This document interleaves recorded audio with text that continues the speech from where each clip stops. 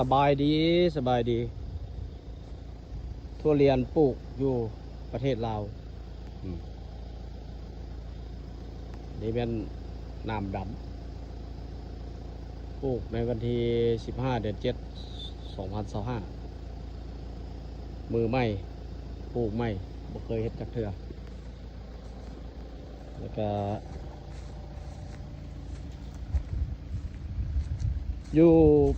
ทุเรียนนี้อยู่แคมบริคำไซอยู่แคมบริคำไซเมือง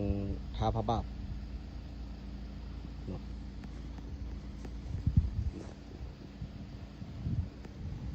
แล้วก็ปลูกมาแล้วก็เห็นเบิ่ง YouTube เห็น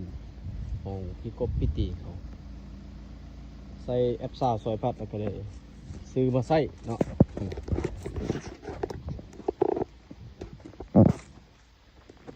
ต้นมันเป็นแบบนี้แหละเดี๋ยวนี้ก็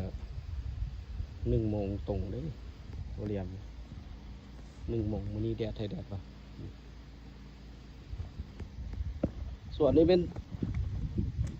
นำไส้ส่วนนำไส้แอปซ่าซอยพัดมาได้อาจจะได้1 เดือน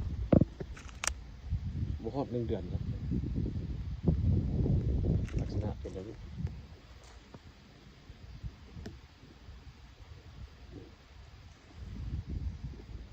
พื้นที่ทั้งหมดนี่ก็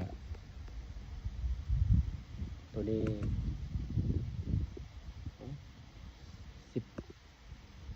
17 เฮกตาร์เนาะ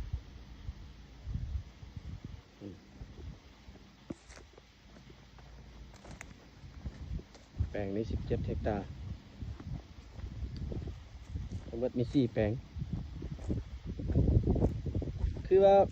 นำไส้ผลิตภัณฑ์แอปซ่าซอยพัดนี่คือว่าดีขึ้นว่ะว่าแตกยอดดียอดพุ่งดียอดเป็นมันอย่างพุ่งดีเลยว่าเขียวต้นก็คือว่าแตกต้นมันก็ขยายเนาะเนี่ยต้นก็ขยายดีอยู่ก็ใส่ไปลองไปใส่ไปติดตามเบิ่งไปกับมือใหม่ได้โบราณหูโบราณสำนานมาพบกับพี่ตีพี่กบเขาแนะนำใส่ก็คือว่าโอเคอยู่เลยล่ะน่าเป็นแบบนี้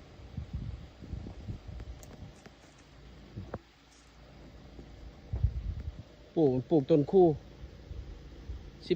12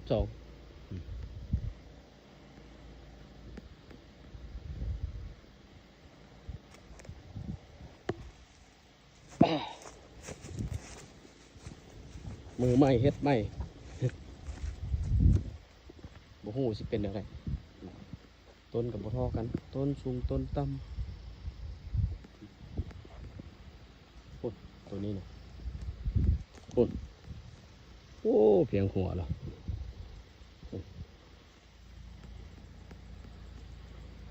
คอยกระสูง1.66 mอันนี้ก็จากซ้ำๆแล้วดีนะ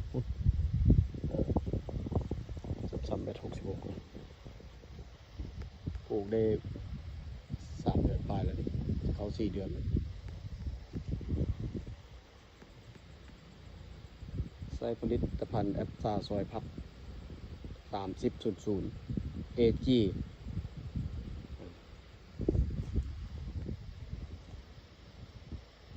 เอาที่มีประมาณนี้แหละส่วน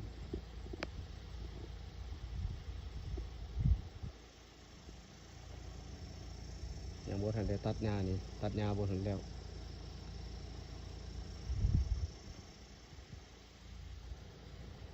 ก็งามอยู่ก็เสมอกันอยู่แบบนี้ไปตลอดแหละแบบนี้มัดส่วนอะไรเลย